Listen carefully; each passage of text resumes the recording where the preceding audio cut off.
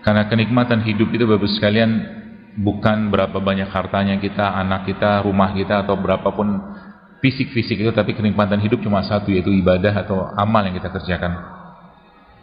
Tanpa ibadah maka hidup kita seorang mukmin itu nggak ada apa-apanya. Tanpa Islam ini mungkin ilmu kita bukan apa-apa. Bahkan dalam kaidah seorang mukmin, ketika tidak ada syahadat di situ, maka yang kita kerjakan sia-sia semua. Maka Nabi SAW sampaikan bahwa orang-orang yang mungkin tidak pernah melakukan ibadah sekalipun, tapi dia pernah bersyahadat, maka pada akhirnya dia akan masuk surga, tapi meskipun dia akan terlebih dahulu disiksa di neraka. Kata Nabi SAW, "Man syahida annahu la ilaha illallah Muhammad Rasulullah dakhala jannah." Seseorang itu kalau dia pernah mengucapkan aku bersaksi bahwa tidak Tuhan selain Allah dan Muhammad utusan Allah, maka dia pasti akan masuk surga. Maka kebahagiaan kita yang terbesar adalah ketika kita saat ini masih berada dalam keadaan beriman kepada Allah. Dan mudah-mudahan di akhir zaman seperti ini, matinya kita pun nanti mudah-mudahan beriman juga. Kita masih mengimani Allah, masih mengimani hari akhir, masih mengimani semua disampaikan oleh Nabi SAW. Karena Nabi pernah menyatakan bahwa di akhir zaman seperti ini akan ada masa di mana ada orang yang paginya beriman, sorenya kafir, sorenya beriman, paginya kafir. Sudah terlalu abu-abu yang kita lihat sekarang, fitnah yang luar biasa. Maka memegang agama pada zaman saat ini seperti memegang bara api. Tapi jangan pernah dilepaskan bara api tersebut, karena justru disitulah letak keutamaan atau letak inti keselamatan itu di situ. Jadi ketika kita sekarang mungkin kita lihat betapa luar biasanya fitnah-fitnah terhadap umat Islam, ya. Kalau kita lihat di berbagai tempat di belahan dunia saat ini, itu mengerikan sekali. Di Cina mungkin kita lihat bahkan orang-orang dipaksakan untuk menyembah patung. Umat Islam begitu besar, begitu banyak, tapi kita belum bisa berbuat apa-apa. Namun ada satu yang kita perlu terus lakukan, yaitu doa. Doa itu bisa mengubah takdir, termasuk juga dalam urusan kesehatan. Dan apa-apa yang kita dapatkan ini adalah sebuah hasil, ya, usaha perjuangan dari manusia yang sangat baik. Manusia yang beliau fisiknya, akhlaknya, nasabnya Allah sempurnakan. Manusia yang sosoknya sebagai seorang ayah itu luar biasa sempurna.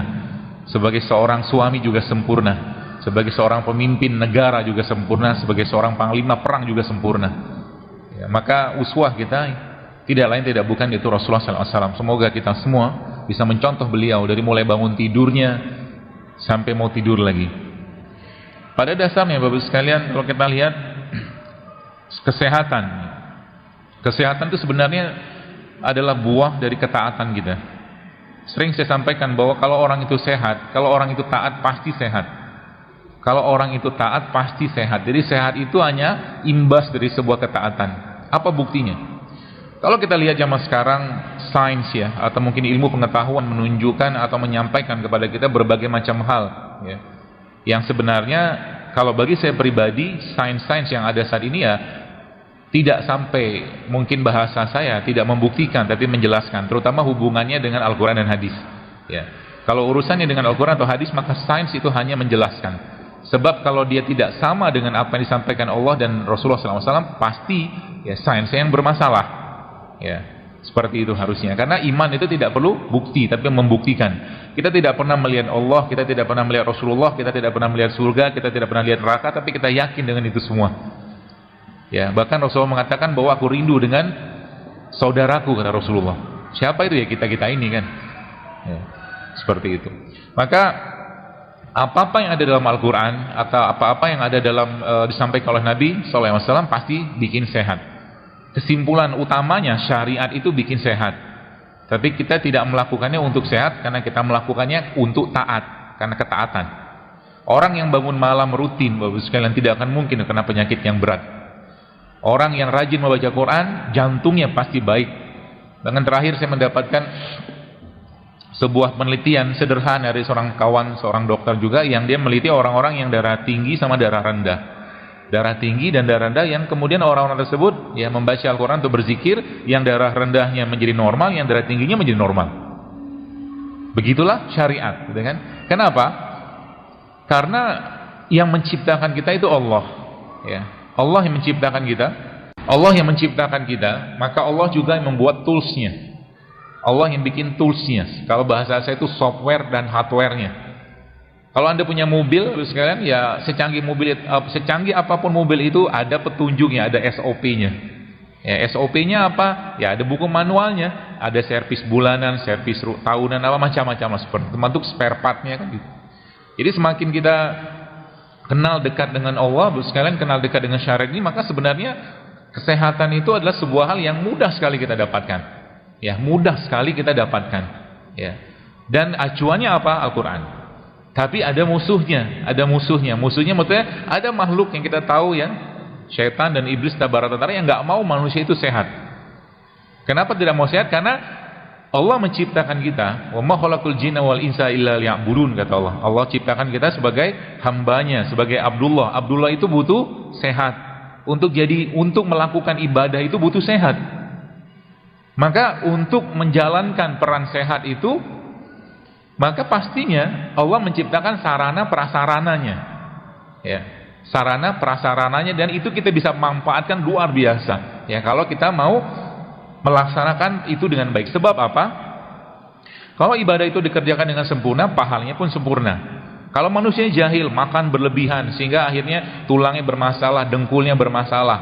Saya kadang-kadang nggak habis pikir lihat orang yang ibu-ibu terutama. Karena ibu-ibu tuh banyak gemuk, banyak gemuknya sih. Bapak-bapak juga ada sih. Badannya bagian atas ya udah gede, ya perutnya sudah seperti itulah.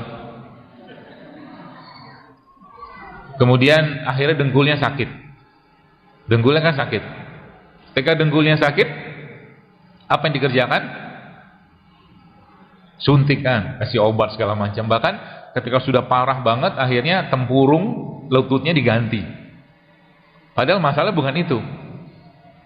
Blueprintnya kita itu, blueprintnya tubuh kita itu sudah dari dulu tuh sama, gitu kan. Contoh, kita bicara tulang kaki kita itu, tulang paha atas sama paha bawah kaki lah secara umum, beban tumpunya tidak akan bisa bertambah. Beban tumpu tidak akan bisa bertambah. Jadi nyeri itu biasanya muncul, salah satunya di samping karena yang lain adalah karena terlalu besar beban tumpu ke bawahnya.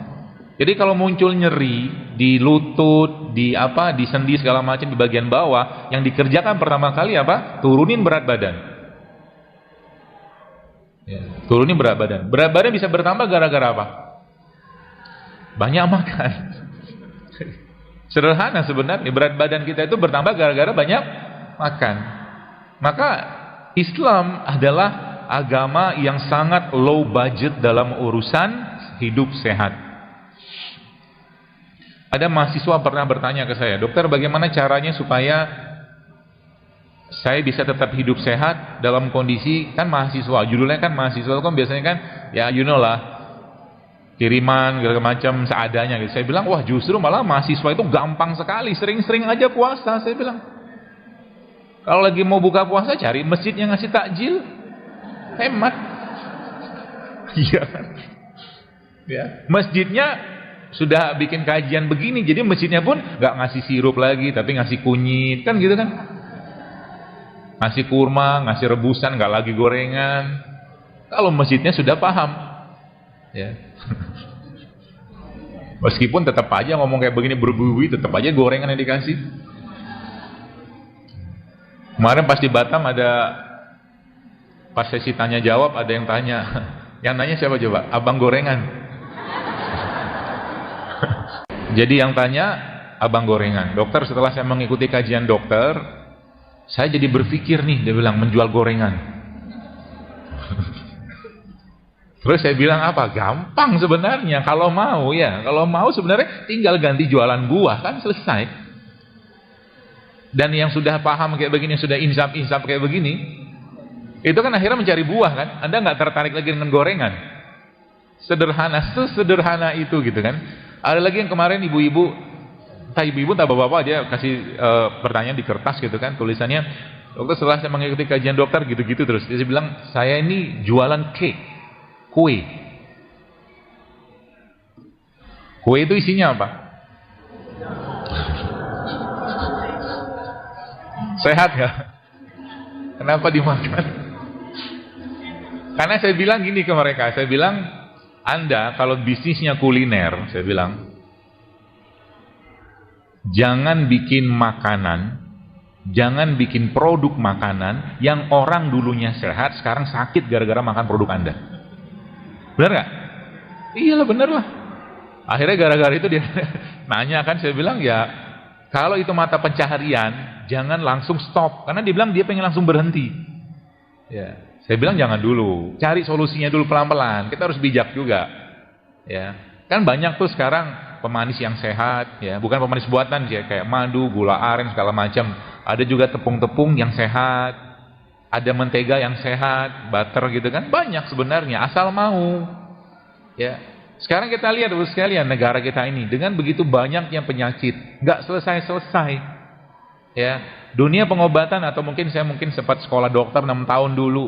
Ya, 6 tahun kuliah dokter yang diajarin tentang pengobatan, nggak salah, tapi ada yang hilang di situ. 2 tahun atau 6 tahun itu cuma 2 SKS belajar tentang nutrisi. Belajar tentang nutrisi itu hanya 2 SKS selama 6 tahun coba. Sedangkan kata kuncinya di situ. Nutrisi kita sekarang ini yang tidak berimbang.